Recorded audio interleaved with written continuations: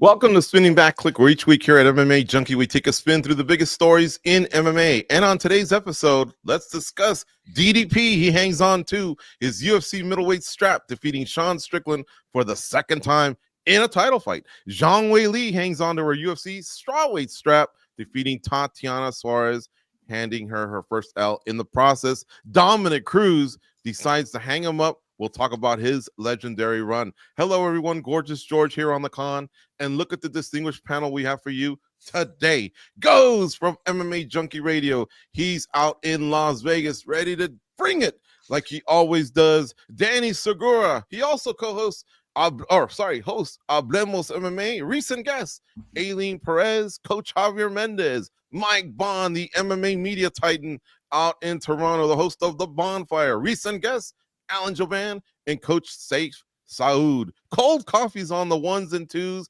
Let's get going. Guys, DDP added another title defense in his run in the UFC.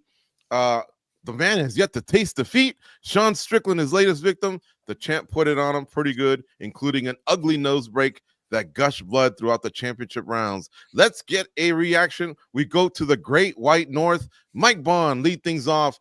That title fight, what'd you think, man? It wasn't the best in the world, but I mean, for Dricus Du Plessis, I think the goal to come into this fight was to prove that there was no controversy around the first matchup and beat Sean Strickland definitively. I think he tried with all his might to finish that fight. I mean, he threw out the whole bag, spinning kicks, spinning elbows, spinning back fists. And he hurt Sean at one point, with the nose break. That was a great shot by him, and he did what he could. But Sean Strickland, for whatever we may say about him today, personality, fight style, otherwise, one thing you cannot take away from that man is he is extremely tough, and there's no quitting there. So respect for him to make it the whole 5 rounds, but this was Dricus's fight. It was clear as day. I think we can now definitively say he is the better man to Sean Strickland. That first fight, yes, it was close. There was an argument for Sean to win. Zero argument for this one. Dricus Du Plessis is the better man, the rightful champion, and now we move on to some seriously big business for his middleweight title reign. Mike, as he dismantled him, did you enjoy it? You've seen a lot of title fights. There was some booing going on, and Strickland didn't seem to go to a plan B or C. So it was a long 25 minutes at the end of a long card that wasn't sexy in terms of star power. But, did you at least enjoy maybe the Dricus side where, like, wow, we're looking at a great fighter on a legendary run? Yeah, I enjoyed him at least trying to figure out this puzzle, right? Like, it was very clear as that fight wore on, as Eric Nixick is pleading Sean Strickland to just do anything different than what you continuously do out there, and he wouldn't, and Dricus had to find a way to get through that. I mean, he said in the lead up to this fight time and time again that Sean's defense is really, really good. And we saw that he had a hard time getting around that, but he attempted to, like I said, unleash the whole bag, but it was tough. I mean, Sean Strickland is the only person Dricus Du Plessis has not been able to finish in the UFC. Everyone else he has put away. So credit to Sean on that side. But yeah, no, this wasn't I don't think this is going to be a candidate in our fight of the month nominees. It just wasn't up to that standard. But for Du Plessis, I mean, usually he comes out there with a messed up face in some way. He looked clean after this fight. It was a solid performance for him. And again, just he can now put the Sean Strickland chapter behind. So I think that was kind of the narrative here, that we are seeing that there is a clear distinction between these two, and a solid performance from Dricus. But no, it wasn't a great fight. Wasn't in the running for fight of the night or anything like that. Yep. All right, Danny Segura, how about you, man? What's your reaction to this title fight at UFC 312? Yeah, it was not a great title fight. It was actually one of the worst, in totality, one of the worst events I think the UFC has put on in recent times, at least from the pay-per-view side of things. But specifically to the title fight, I kind of somewhat saw this coming. I did pick Dricus Du Plessis to win the fight, and I did think most likely he was going to win by decision. I was surprised at how little Sean Strickland did. I expected the performance from Du Plessis. I didn't expect the performance from Sean Strickland. I thought this fight would be a little closer with Dricus winning, but it was just all pretty one-sided. So all in all, I think Dricus Du Plessis is on to big things. I do think he's carving out a really interesting path for himself in the promotion. And This is a guy that was doubted for so many fights, even though he was getting the results. Like, he's not legit. Look at his technique. It's horrible. This, and that. But the dude is a champion and now has 2 title defenses. Like, he's clearly doing something right. So, yeah, shouts out to him because that was solid. All right. Goes, how about you? Final reaction to this title fight, man. The guys don't seem too pleased with what they saw, and I joined them, man. It was kind of long. Yeah, make it a foursome then. I mean, I picked DDP to win, but I was absolutely shocked at the way he got it done. I mean, nothing to take away from DDP, but he went out there, he did what he needed to do. He's kind of awkward in the way he does it, but Sean's defense is pretty good. It's Strickland, though, that just didn't look any different than in the first fight. And, you know, we guys talked about there not being a plan B or a plan C. I don't even know if there was a plan A. I mean, he fought that fight exactly the way he did the first fight. And his coaches were giving him excellent advice. But if you look at it, he wasn't even really paying attention to too many of them. And it was just a very, very odd performance from Sean Strickland.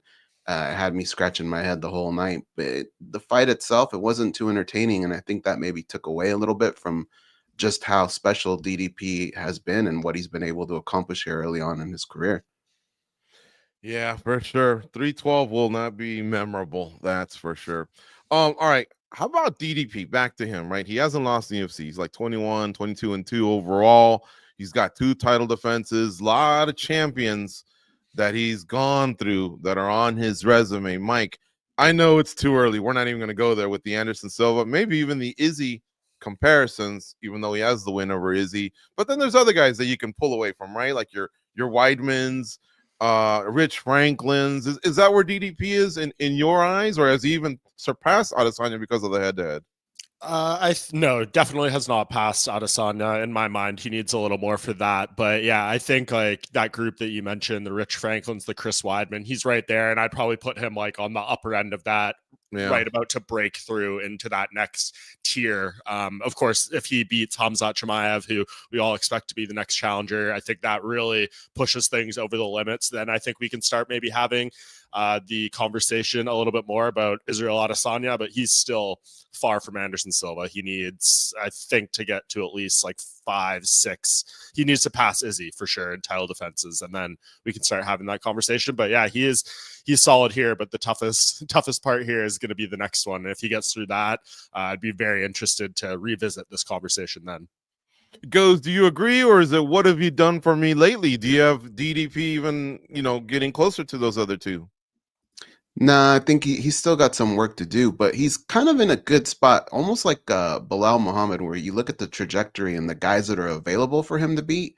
I think it sets him up nicely, but it's going to take some time for that to happen. I think the way he fights kind of doesn't really help him too much, but I think the people that are available for him to get some skins on the wall, I think it's going to help him a lot, but it's going to take a while to even put him up there with a guy like Anderson Silva. Yeah. All right. I think we all kind of are in agreement. Danny, you can object if you want, but I'm going to bring something else to you here.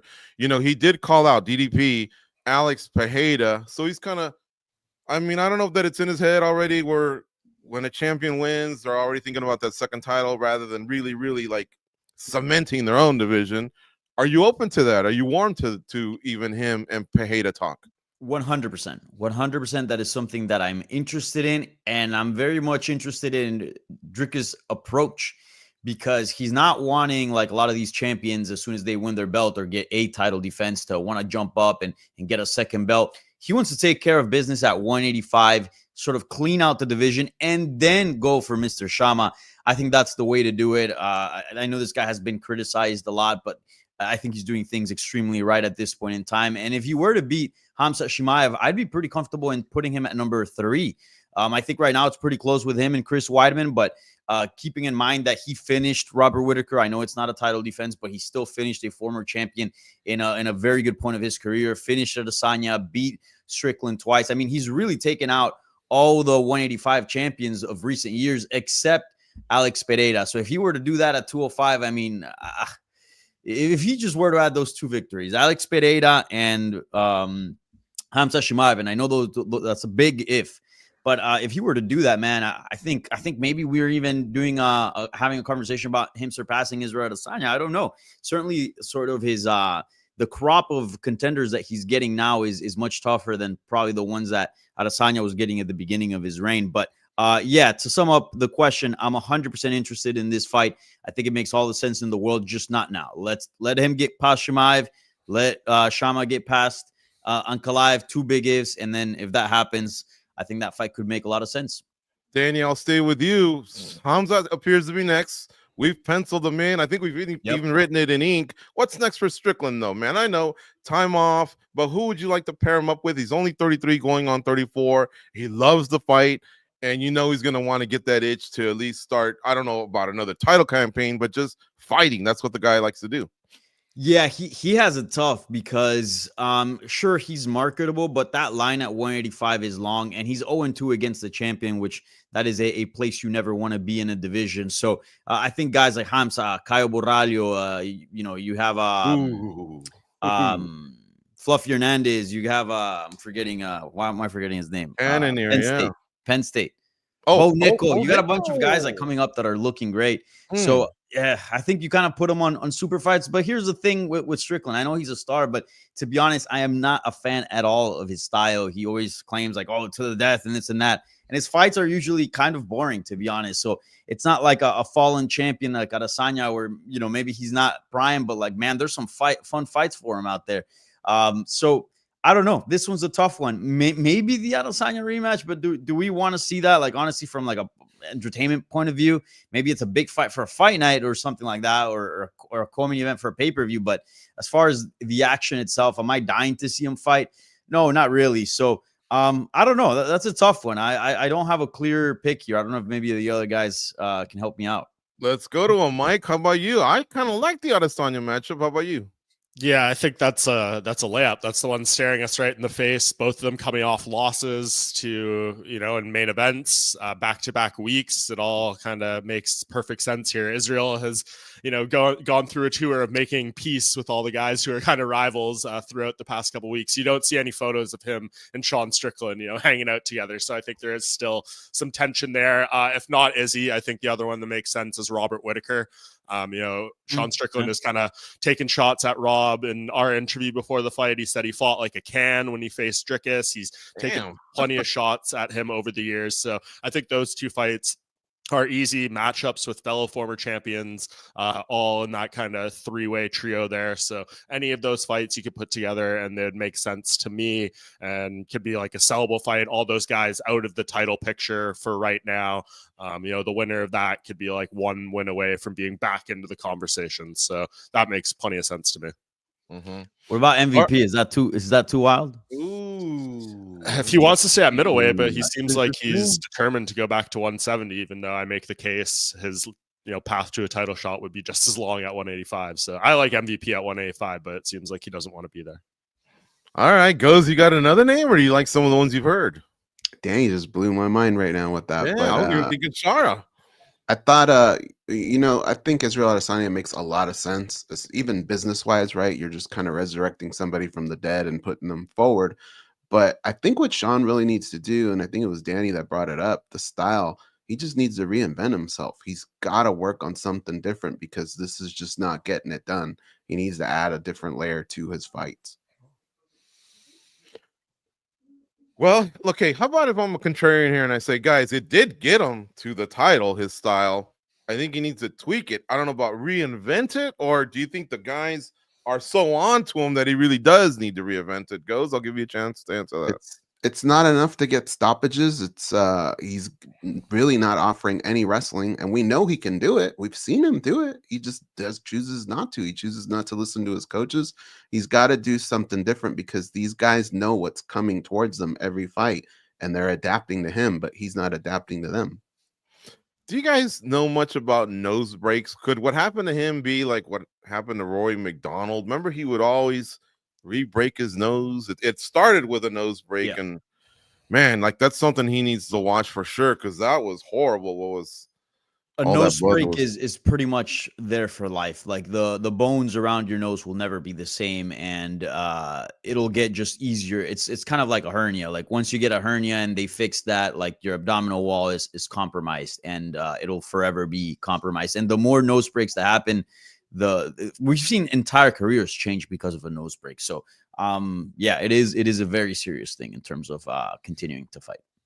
Yeah. All right. For more on this on the website, we kind of cover it with, like I pointed to, Mike Bond and his assessment of what's next for Du Plessis, and throughout the week we'll try and catch up with some of these fighters, or at least get opinions from their camps as to what's next. The guys did a great job, but we got to move on to topic number 2. How about that strawweight champion from China, Zhang Weili? She's pretty special. Aside from a competitive first round, slowly but surely, Zhang Weili slowly dismantled the previously undefeated American Tatiana Suarez. Let's get a reaction. We go to South Beach. Danny Segura, what did you think of that fight?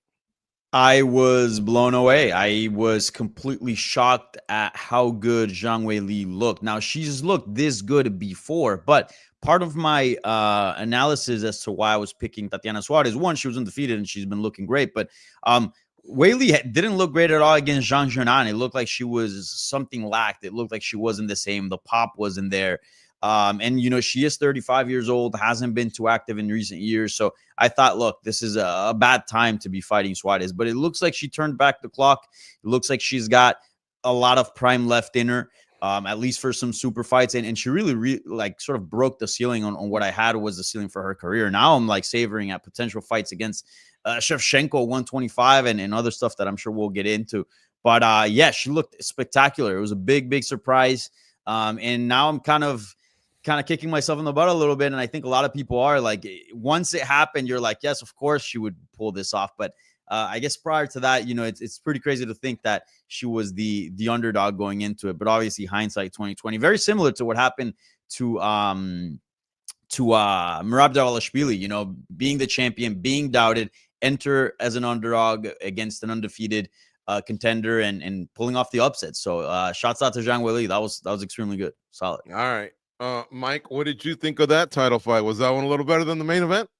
Yes, it was, at least from a intrigue standpoint. Zhang Weili, I mean, I'll take my victory lap once again. I was the only person on the MMA Junkie staff picks who picked her to win. And if you listen to my appearance on the preview show with Farah Hanoun, kind of nailed exactly how this one would go down if she did win. And that was Tatiana Suarez's striking being significantly lesser to the champion here. And then if she couldn't get those takedowns and do something with them early and often, it was going to be a real rough night for her. And I think we saw by like the second round that she was not going to be able to impose her will and dominate Weili on the ground. And then it just got from bad to worse for her. So yeah, I thought this would be, if Weili would win, kind of exactly how it would look. She would really start rejecting those takedowns. Suarez would be getting more and more desperate, and then she'd be taking some pretty heavy shots along the way. So this was a reminder from Weili. She was spectacular here.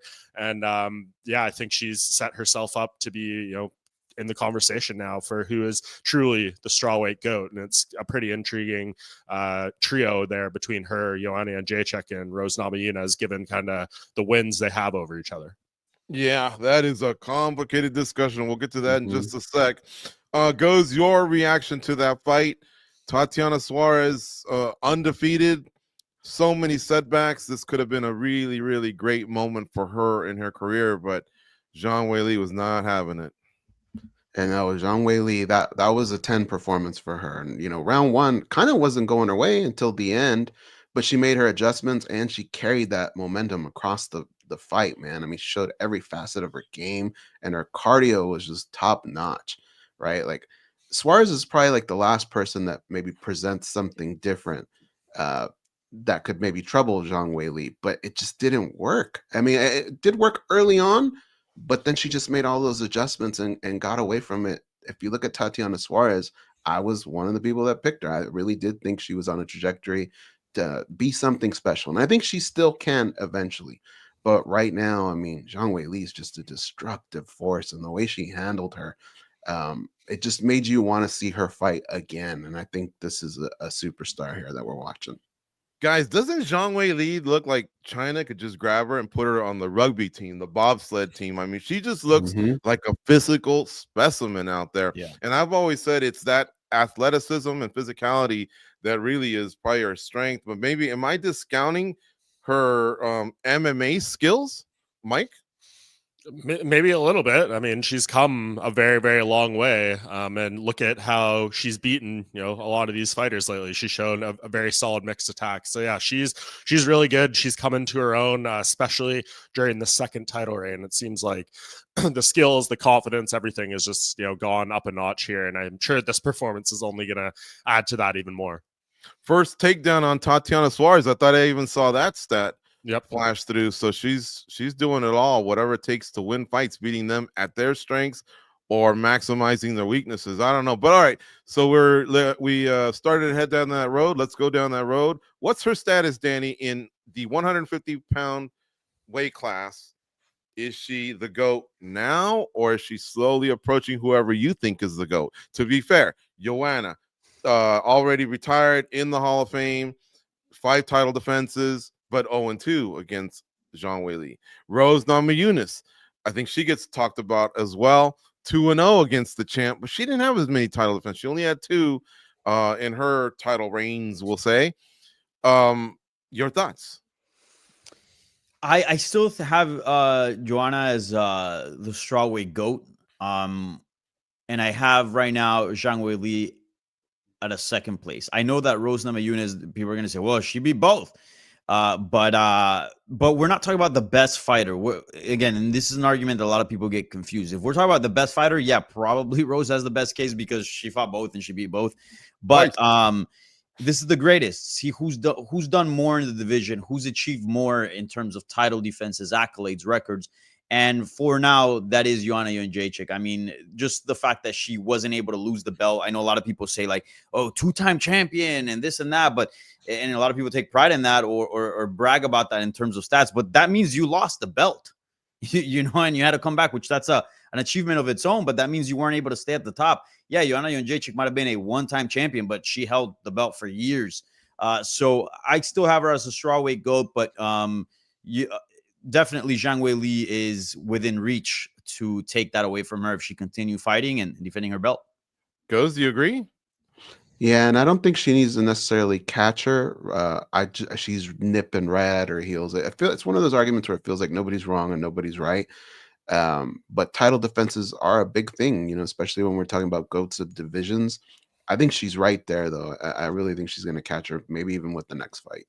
I'll say mine before we go to Mike. I think Zhang Weili's it. I mean, 4 versus 5. Joanna's got her there, but the 2 she beat Joanna. Mike, am I off, or what do you think, man? You got my back? I think I give you the fist bump there. I'm inclined to believe just because, I mean, you look at what Weili's doing. She's now tied with Joanna for the most overall title fight victories in strawweight history at 6. She's got the head-to-heads, and to Danny's point there about like regaining the belt, Joanna had those opportunities. I think she had 2 chances to regain the title after she lost it initially, and she lost one of those 2 being Weili herself in that all-time fight at UFC 248. So I think that kind of gives her a little bit of an edge here. The fact that Rose hasn't really been able to recapture that magic, right? Like she couldn't make that run back to the strawweight title. She's now at a different weight class, losing fights. Joanna is happily retired, sitting there giving Weili props in the locker room before the fight. Like she is the one here, still keeping it going, still adding to her legacy and her resume. So I think as that continues to go, even if it's the difference is a sliver right now, I think that's going to grow more and more as she continues to do work here. So I put her just a sliver ahead, but it is a very close debate. And you could, I think, make an argument for all 3. But I think the fact that Weili is the one here still doing it, that's going to be big points to her. I'll give the boys below, Danny or Goes, a chance to retort, or do you give in to the Garbon tag team? No, I'm still with Jędrzejczyk. Yeah, she had those opportunities, but like I'm saying, her title expanded for a while, and I expanded for a while, and I think you guys do have to be a little bit forgiving on that head-to-head because sometimes those head-to-heads aren't fair. Like, did you see her head in the one fight when she went 0-2? She was older. She was part of a different era. It's like saying like, I don't know, what would be a good example? Like, we'll catching Silva on the tail end of his career, something like that. Huh? It's like saying like, I don't know, like Volkanovski's greater than Jose Aldo at 45 because he beat him. Well, Aldo was past his prime. There's different eras, right?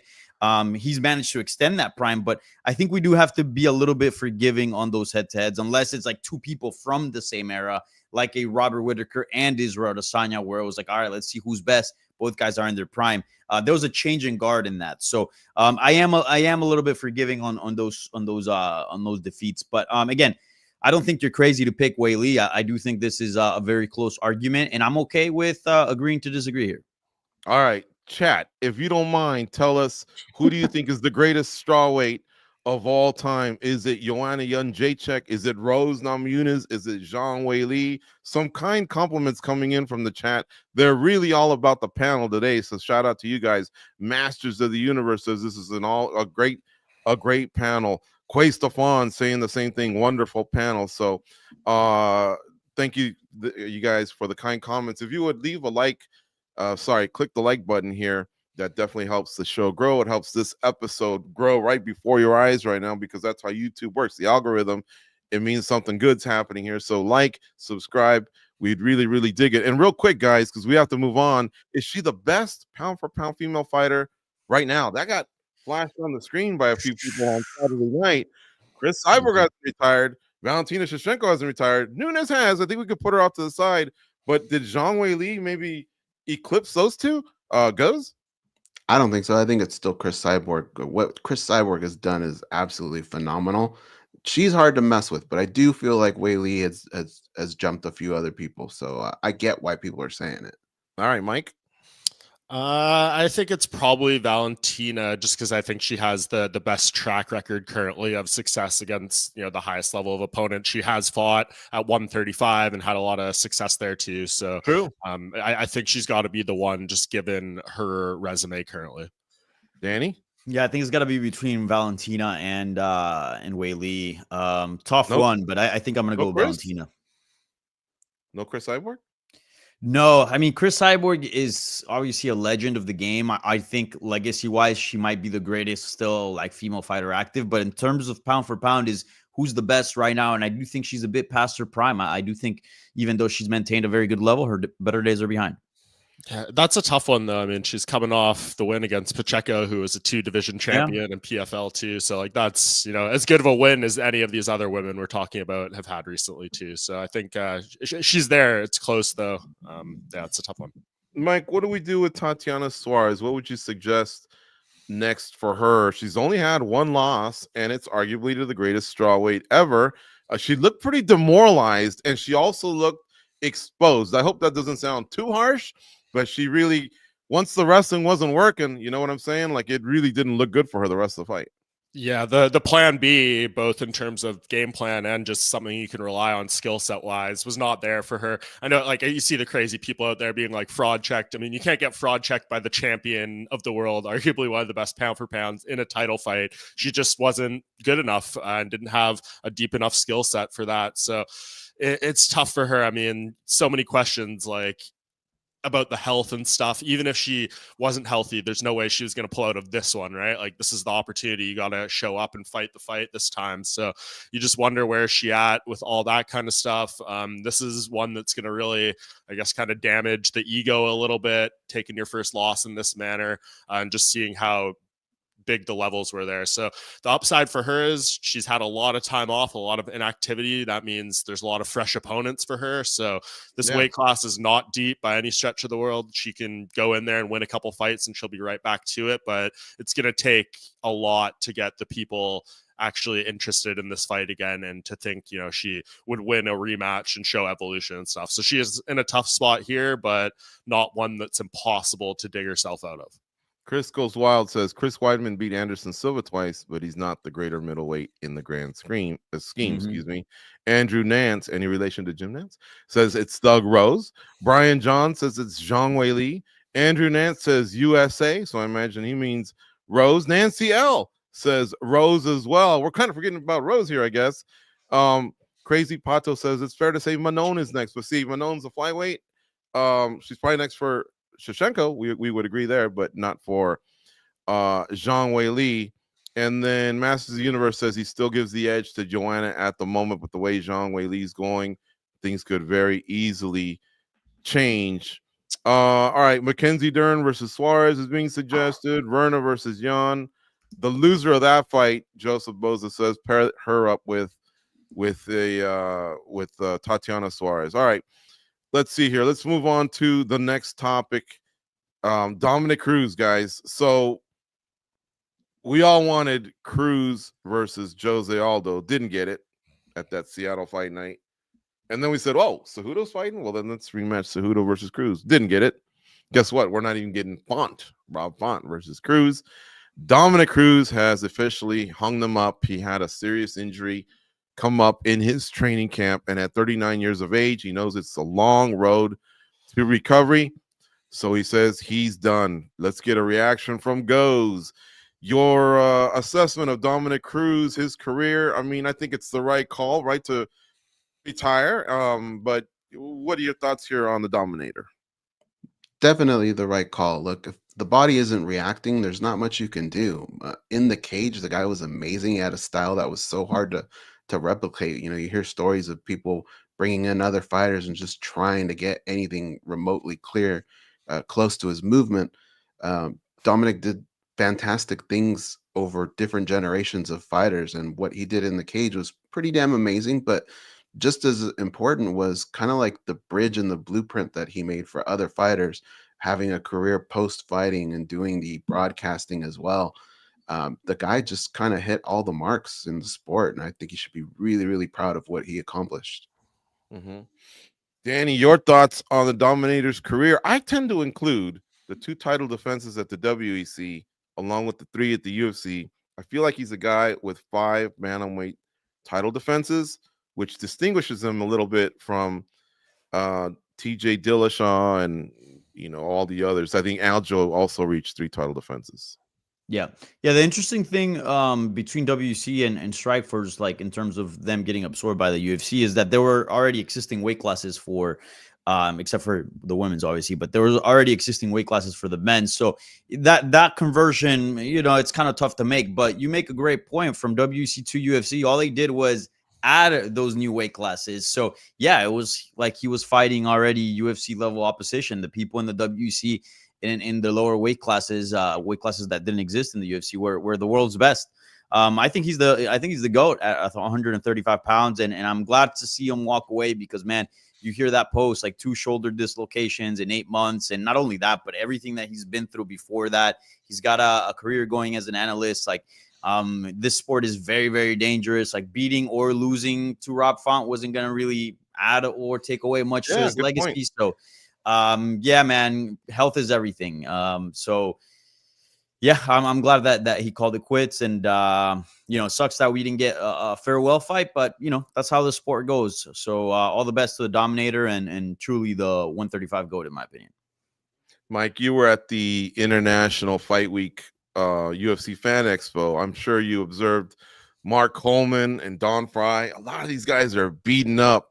And I kind of don't want that for the future, you know, like a Dominick Cruz. Danny made a great point here. What was that Font fight really going to do?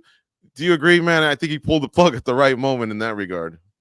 I mean, if the options are to go in there injured and potentially do your body even worse, yeah. If he could have made it to the fight without this happening, I think it would have been a good experience for him just to get a proper goodbye and one more fight. I mean, how much time and how many fights has he lost over the years due to health? So I think just for like his own personal gratification to get to do this one more time would have been a positive for him. But you know, his body wasn't cooperating with that, and I at least credit him and his team for coming to this decision not to go to get a surgery and then go through this whole thing again. Like, he knew. You could argue maybe the finish line for this should have been 5 injuries ago or something like that, but at least credit to him for acknowledging that this was the time and that we could not push anything any further, because as Danny said there, health is wealth, and we don't want to see him, you know, in a wheelchair when he's 55 years old or something like that. So, you know, Dominick Cruz, he's going to have access to the best medical care and all that stuff. He's down there at the UFC PI in Mexico doing a lot of work with kind of the next generation. I'm sure they got great treatment for him there too. So I hope ultimately he's going to be out there and none of the stuff is going to be long-term, life-altering health issues. You see TJ Dillashaw with the shoulder stuff saying he could still, barely raise his arm above his head. So hopefully it's nothing in that vein, but there's no way he's going to be 100% going through life with all the injuries he's had up to this point. But hopefully at least this makes it a point where he can, operate on a basic level through the rest of his life here. Yeah, Pat Miletich moves around pretty slow as well. Boss Ruden's had nerve damage in one of his arms. It's almost like the sport isn't good for you physically. It's crazy. Yeah, who knew, right? Exactly. Goes, is he the greatest in your mind at 135 pounds? For sure. Yeah, no doubt about it. He's the GOAT there. Danny and Mike, you guys agree, or is there a plea for Sterling and or Dillashaw? I think there's a plea, but no, I think Cruz clears it at this point, especially with the head-to-head over Dillashaw, I'm pretty sure I speak for all of the guys. He's a future Hall of Famer, but how about a favorite moment, Danny Segura from the Dominators? Is there one that stands out for you? Yeah, his first fight against Joseph Benavidez in WEC. Around that time is when I first started getting into WEC and watching them on Versus and stuff. And I'm like, oh my God, like there's such thing as 45ers and 35ers. Like these guys are tiny, but like they're badass fighters. And like, I know it sounds crazy now because, we see some of the biggest fights now being in those lower weight classes as well. But at the time, like it was so new to see like a 135 weight class. We just weren't used to that. And watching them compete, like you could see it was very, very high level. Man, WEC was just such a fun promotion. And that was one of those fights that got me into it. So I'll say that's one of my favorite memories from Dominick. That was a great one, Danny. I was at it at the Pearl, and Dominick had to resort to wrestling because every time he was moving around, Benavidez was so fast. Team Alpha Male had kind of come up with a great game plan, very simple. And TJ Dillashaw was good at imitating Dominick Cruz. And so what he would do, going back to Strickland, right? Not altering his game planning. What Benavidez would do is he would let him do all his dancing, and then when he came, he would just hit him with a straight right. And so finally Dominick Cruz was like, okay, this guy's got a beat on me. I'm going to go to my wrestling. Split decision. I thought Benavidez won, but it was a split. That's a great one, Danny. Brought back, took me to memory lane there. How about you guys? I think his win over Takeya Mizugaki, I remember just people bringing up ring rust so much, right? And him squashing that and just saying there's no such thing of that. And coming out and doing what he did after that 3-year hiatus was pretty damn impressive. How about you, Mike Bond? A favorite Dominick Cruz memory? Yeah, I think it's the fight after that Mizugaki fight, right? Like when he came back after the layoff, starched Mizugaki in seconds, and then I think we thought we were going to get his title fight right after that, and it ends up being another like year and a half until he faces TJ Dillashaw and goes in there. And that was such an intriguing fight because, as kind of alluded to earlier, TJ Dillashaw I think bit a little bit off Dominick Cruz's style, and it was like, has this guy not only taken his style but made it even better and more effective? And that was a really great fight. I know a lot of people thought TJ Dillashaw won, but for Dominick Cruz to go in there, get his hand raised after all the adversity, one of the great championship moments in UFC history, in my opinion. And then, all the stuff kind of outside the cage with him, I think, giving fans perspective on the sport that maybe other fighters hadn't been able to articulate up to that point. Things like, the happiest moment of my life was realizing I can be happy without being champion, and all these things. He just always gave such positive perspective on the issues he went through. So like a great voice and a great ambassador to our sport. No real controversies outside the cage, no issues with drug testing, things like that. So I think Dominick Cruz did it the right way, but I think someone said it in the chat, still goes down as one of the bigger what ifs, because you can only think, for all the greatness he achieved, what did he leave on the table through all these injuries and layoffs?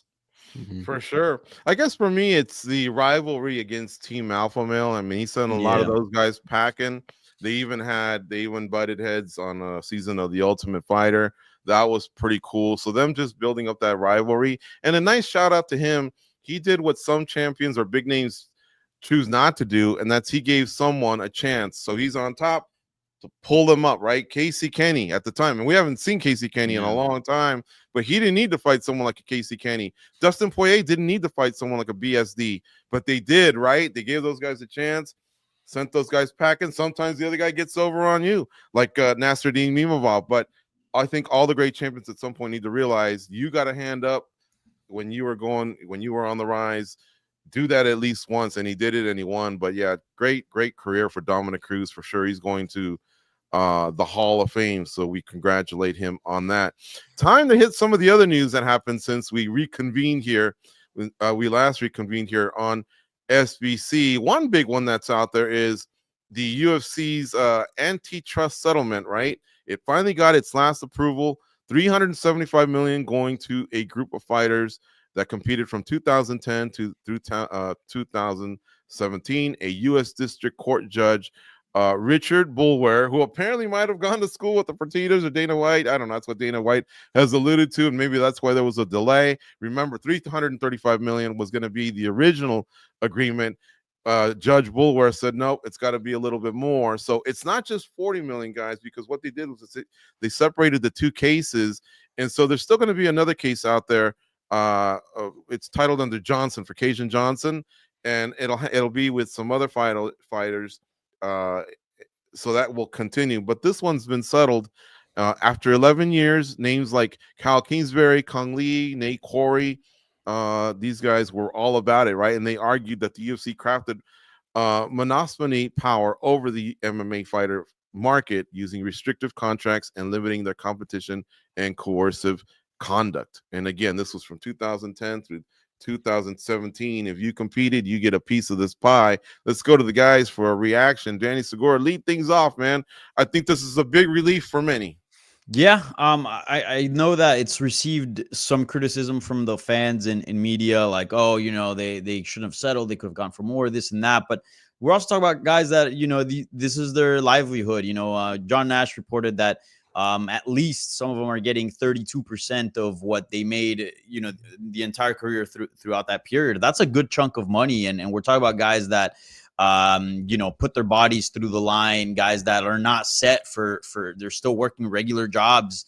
So, we sometimes have to keep that in mind. So 32% of what you made for years, it is a good chunk of money that could set you up for retirement. So I'm happy. This clearly shows as well that I think this is proof for those non-believers that the UFC fighters are not underpaid. The fact that there was a settlement, the fact that the UFC was willing to dish out $375 million, it proves that at least for those fighters in that period, they were underpaid. Obviously, there's still a lot to be done with the other case, which is the one that could really have ramifications. This is just like a money and compensation type thing with the Lee case, but the Johnson case seems to have sort of the bigger consequences. So I'm sure there will be more to talk about around that whenever we get some development. But as far as this, I'm happy for the fighters, man. If they're happy with it, I think it's still a win. Yes, folks. And Johnson versus Zuffa is still ongoing, and it includes fighters who competed after 2017. Mike, this also could have been worse for the UFC if it went to court. Remember, when it's those class action lawsuits, the rewards are troubled, right? But at the same time, they could also lose it all. Yeah, that was the big risk. And after 11 years or so, I understand why they did come to this conclusion to do the settlement, especially, with the looming change of administration in the United States. This is maybe not something you wanted to let linger for too long. I don't think there's too much more to say on this on my end. The only thing I would say is to the fighters out there, look up the way to retract or to get your money. There's things out there on the MMA FA pages, guys like John Nash, they have links. Make sure, because you are entitled to this money. There's stories going around out there of fighters and managers being afraid of collecting this money because they think it's going to somehow paint them in a bad light with the UFC. There was some reporting that in the courtroom most recently, the UFC's legal team did say, fighters, go collect your money. This is not something where the UFC, at least in a vacuum should hold anything against you. This money has already been distributed. It's already placed, like it's there. Go claim it. Don't feel that you're going to be, wronged or done anything like that if you take your money. So absolutely figure out the ways. There's many resources online to figure out how you get that done. So any fighters, managers, make sure you do that, because that is your money and you are entitled to it. Goes, how about you, man? What are your thoughts on this? You saw a lot of these guys compete. I left out a few names. I mean, obviously the ones at the forefront were the ones I mentioned, but John Fitch, he once fought for a world title. Brandon Vera was a ranked heavyweight for a long time, so it wasn't just the it wasn't like the we'll call it the bullying of fighters that didn't matter as much, right? I mean, there was a lot of fighters that were involved in this that went out there and band together. I mean, look, I think it's great that the fighters get their payment. More importantly, that they get it in their lifetime, right? We've seen some of these fighters are no longer with us, right? So they'll be able to actually use it for them, for their family. They earned it. Look, the UFC basically ran out the clock. After 10 years, you got to redo these depositions, and that takes a lot of time, a lot of money again to do. And like you said, the administration changing doesn't help. I think they probably ended up doing the right thing, collecting this money. But make no mistake about it, I think in the end, it probably is a little bit of a victory for the UFC with the amount that they had to pay. It could have been a lot worse. For sure. All right. Let's talk about the flyweight picture. There's been some reshuffling. There's been some rumors. So let's see what we can sort out here. Brandon Royval was supposed to fight Manel Kape. Brandon Royval pulled out. He got injured. Manel Kape gets his replacement. It's Asu Alimbayev. So he stays on the card. We're good there. Brandon Moreno, him and Steve Erceg are going to get down in Mexico City. And when Goes and I spoke to Manel Kape on MMA Junkie Radio, he alluded that he thinks KKF, Kai Kara France, will challenge Alexander Pantoja next, right? He's coming off a win, even though he had losses prior to that. So big win that he had over Erceg when they last competed. It may have netted him a title shot, but that one hasn't been it's not official from the UFC side. So we're just telling you what you all have probably seen, read, or heard about. Mike Bond, very smooth, right? Like Manel Kape thought he might be out, and Alimbayev was inserted right away, man. This is a division that's rather shallow, but the UFC, I think, addressed it pretty firmly and quickly. Yeah, I think he was on the card already too in another matchup, so that certainly helped. Credit to Manel Kape. I mean, this is obviously a drastic change in stature of opponent. I mean, Alimbayev might be just as dangerous. He is very, very good, but he is not the number one contender ranked like Brandon Royval is. So this hurts him for sure, but maybe you could say an easier fight, and at least in terms of ranking. And then if he goes in there, he can say, hey, UFC, like this was already going to be a title eliminator. The other guy pulled out, even though he has the better resume than me. I was here for you. I saved the show. Give me my title shot now. So I could see that happening, but it really just depends on how things shake out here. If Kara France beats Pantoja, if they do end up fighting, that obviously is going to be an instant rematch / trilogy scenario there. So Kape just needs to do this to kind of keep his spot and show, that he is in that conversation. I know he wanted it, had that little conversation with Dana White after the last one. They made him do this, and he is holding up his end of the bargain at least. So it will have title implications, but I'm sure Brandon Royval will say, I still have the better resume. So it's going to be interesting. And Goes, Starboy does not shy away from taking risks, whether he's sticking his tongue out, his chin out. He does put on a show for the fans. He can be divisive, whether he gets booed or cheered. But, I mean, people are on the edge of their seats when he fights. He's pretty exciting flyweight. Well, that's what he's got to do right now, right? He's got to stand out because so many of these guys have already fought each other. You have to stand out and make people want to see you fight. And I think that's something that Manel Kape is very good at doing. So I kind of agree with Mike. I think if he can put on a really good performance here, I think that conversation with Dana White and everything that's happened, he has held his end of the bargain. And I think he could possibly be that guy that maybe pulls the steal off. You never know. What do you think, Danny? Can Manel Kape get a win, impress, and pull off the steal, like Goes says, over Brandon Moreno in Mexico? You know, Dana White loves his Mexican combat sports. history. He did a whole homage to it over at the Sphere. Brandon Moreno's a superstar in Mexico City. Can Cop do something here to outdo Brandon Moreno should he get past Usyk? Yeah, I would like to see Cop get next shot if he were to win. Again, as you guys mentioned, for all those reasons. And I do think it'd be the more fun fight, to be honest. We've seen Moreno already fight with, I mean, we've seen the Cop fight already too, but, you know, it just seems like Cop is sort of a fresher face in the division in terms of being an opponent for the champion. So I hope that if he wins, he does get his shot.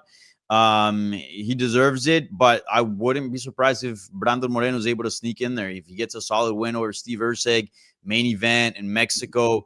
And as you mentioned, Dana White and the UFC has put a lot into building out their presence in Mexico. And obviously Brandon Moreno is a big figure for that. So I hope it's Scott, but wouldn't surprise me if Moreno is able to sneak in there last minute. Mm-hmm. Guys, in the chat, they've been blowing us up to discuss this. So let's pivot to this. Aaron Pico, Patchy Mix, they are done with the PFL, it seems like. Whether it's them posting on social media or going out and doing interviews, they really, really want to move on. And these guys are great talent that can help build a promotion like PFL. Feel like the PFL is dropping the ball somewhere here, or maybe they're just so laser focused on the MMA leader. Mike Bond, man, how do you sort all this out? What's really the right call for them, for these two athletes? Well, so in the case of Pico, as I guess first kind of reported in December, his at the stage he was out of fights on his contract, but he was in the exclusive negotiation window with PFL. That just ended, and he is now able to speak to any promotion that he wants, you know, MMA or otherwise. But PFL does still retain matching rights. So UFC could come with a deal. PFL could plop down and say, you know, we're matching the exact terms. Aaron Pico would have to stay with PFL. So it's like a restricted free agency type of scenario if you compare it to NBA or something like that. The question is, will PFL do a matching scenario like that? It's very clear, at least from my perspective, that Aaron Pico is done with this chapter of his career. He wants to go to the UFC or someone else that can, I guess, bid for his services on that level. But all the kind of info behind the scenes I'm gathering from the PFL and all this stuff going on with the fighters is that if you don't want to be there, they don't want you there to a degree. I don't know how many people they'll have left on their roster if they honor that completely, but for these guys that are being most vocal, I ultimately think they do split ways. Patchy Mix is one that before you do let him go, like, you need to do everything in your damn power to smooth that over and make him comfortable and give him a fight immediately, because he is a real talent. He's one of the best in the world in his division and overall. So I think it would be kind of tragic if you just let that go from the fan and, you know, personal perspective. I'd love to see him in the UFC fighting those guys, but as PFL and the brass, and you're trying to keep a strong asset on your roster, you got to do what you got to do. So none of these are certain. There's no, you know, official releases or crossover and stuff. I know people are mentioning Johnny Eblin as well, who tweeted out after the main event of UFC 312, like, every time I see a middleweight title fight, I dream of myself in there and it bums me out. I'm not fighting more and I can't do this and that. So maybe there's something looming there as well. But dude, we're sitting here February 10th and PFL is supposed to start in April, these tournaments. I know Don Davis has tweeted there's some announcements coming this week, but man, like, these guys, we're 2 months away from this stuff. Who's fighting? When are they fighting? Is Patchy Mix being left on the side? Is Johnny Eblin being left on the side? If the answers to those are yes, they need to really reevaluate stuff. So still a lot of questions about PFL to this day with all the stuff going on, but that's kind of the latest with those guys. I need to reevaluate where that whole even bad press is good press. That came out years ago, and it's the bad press has been killing the PFL. Goes, we used to get excited when Pride, those fighters came over. Strikeforce, those fighters came over. WC, those fighters came over. But at the same time, we enjoyed the Pride UFC rivalry. We enjoyed when Strikeforce had a better heavyweight roster than the UFC, and we used to compare those. You know, it's great to have one promotion pushing the other, so it's kind of a double-edged sword.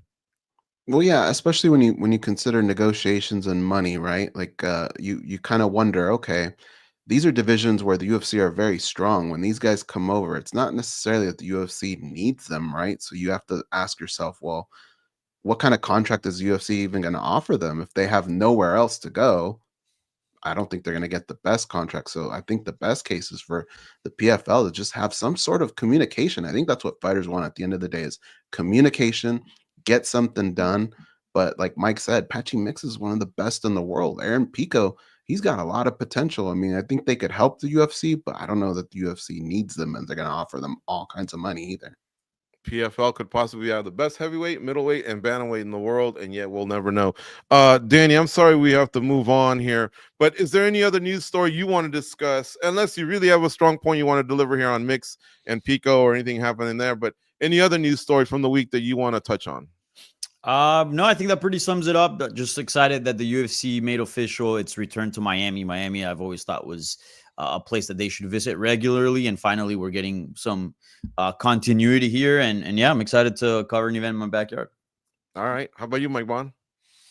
I mean, it's too much to kind of cram into now, but the whole saga throughout this past week with Jake Paul and Canelo and Riyadh season and Turkey Al Sheikh, that was a crazy story to follow. It seems like all the fallout has kind of been settled now.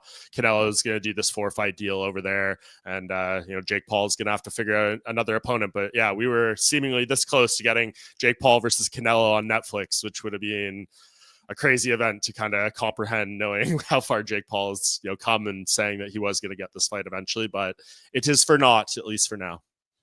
A lot of money, a lot of eyeballs, but possibly another death in boxing. Goes, how about you, man? Look, I thought the Kelvin Gastelum Israel Adesanya fight going into the Hall of Fame, it was a great fight. It definitely deserves to be there, and I thought that was a good choice.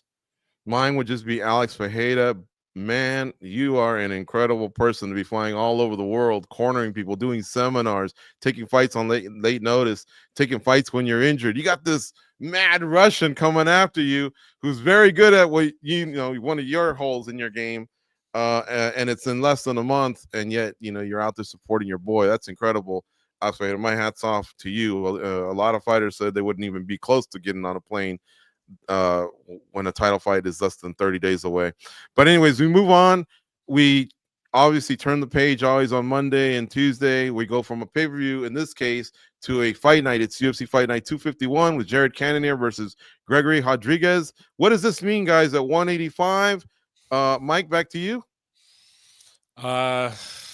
Keeping your head above water, I guess, like keeping yourself somewhat relevant to the conversation, especially for Jared Cannonier. He's lost in a few of these spots recently. I think he needs to kind of send a little reminder that he is still relevant and dangerous in this division, but he's certainly getting up there in age. I know we've said that about him for a while now. He still shows up in absurd shape and everything like that. But this feels like the one to see if Gregory Rodriguez is legit and is he a contender and all that kind of stuff. If he goes out there and finishes Jared Cannonier, then we need to start talking about him in the same vein as Caio Baralho and Anthony Hernandez and this kind of next crop of potential contenders. So this one is more of a telling fight for Rodriguez. We know what Cannonier and what he offers at this point. I'm a fan of RoboCop, man. I've loved his ascension in the last few years. Calvin Kattar versus Yusuf Zalal. That's also on this fight card. Goes, is this do or die for Kattar, though? Definitely. I mean, he's in a bad spot. He's come off a lot of injuries, but he's made some changes, and he, like Rob Font, did go over with Frost for a little bit. And so let's see. He's got a good head on his shoulder, and he's definitely one of the better guys out there, but he's got to make a change because things have not been going his way.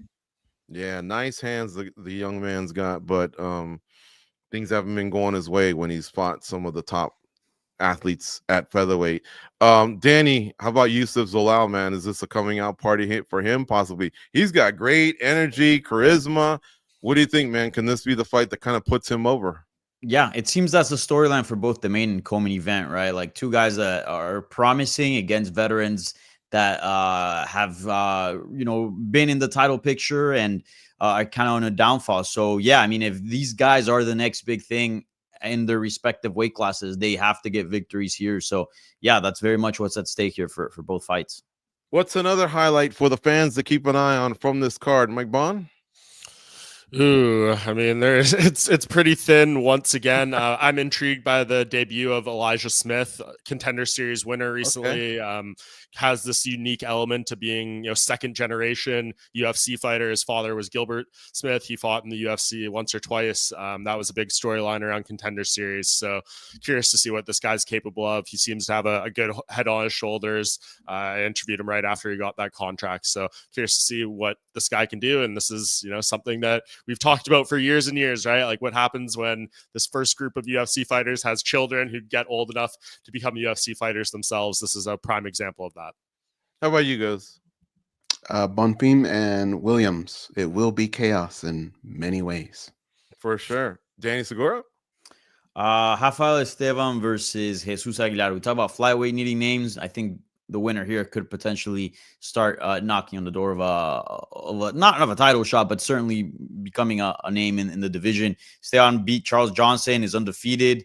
Rafael Jesus Aguilar is on a 3-fight winning streak, potentially 4 here, and he's got 2 first-round finishes, training out of Entram Gym, very solid gym. So big fight at flyweight that's flying under the radar, in my opinion. Guys, there's a lot of snipers on this card, but if you want to get, cleanse the palate a little bit with some wrestling, grappling, jiu-jitsu, check out Rodolfo Vieira against Andre Petrosky. I'm sure this one will hit the ground and necessarily nullify and throw some ugly, winging type hooks, but I think this one should be good. Listen, real quick, guys, the chat room has been very kind to you guys. They really love the panel. They really love your guys' stories. It seems like they follow them real quick. They just want to know from you, 20 seconds each. Do you guys have degrees in journalism? What brought you to MMA? Real quick, Mike, how about you, man? No, I mean, I was going to journalism school when to try to work towards this job at MMA Junkie or something like, and then I got offered the job before I finished, and that was about 13 years ago now. Nice. How about you guys? Surprisingly, I have like 5 degrees and none of them are in journalism, but I have dental degrees and psychology degrees. Danny Segura, what brought you to MMA? Yeah, I do have a journalism degree at FIU, Florida International University here in Miami. Yeah. Nice. And I'm just the jabroni that's surrounded by talent, including these 3 and our outstanding producer, Cold Coffee. We do this every Monday. Check it out, folks. Noon Eastern, 9 a.m. Pacific. We always discuss all the latest news here on Spinning Back Clique. On your way out, please give us a like. Share it if you can, right? DM it to your homies that might be fans of MMA, or share it on Twitter or whatever it is. We would really, really appreciate that fist bump. We'll see you all next week, and thanks for joining us on today's SBC. Go out and be a champion.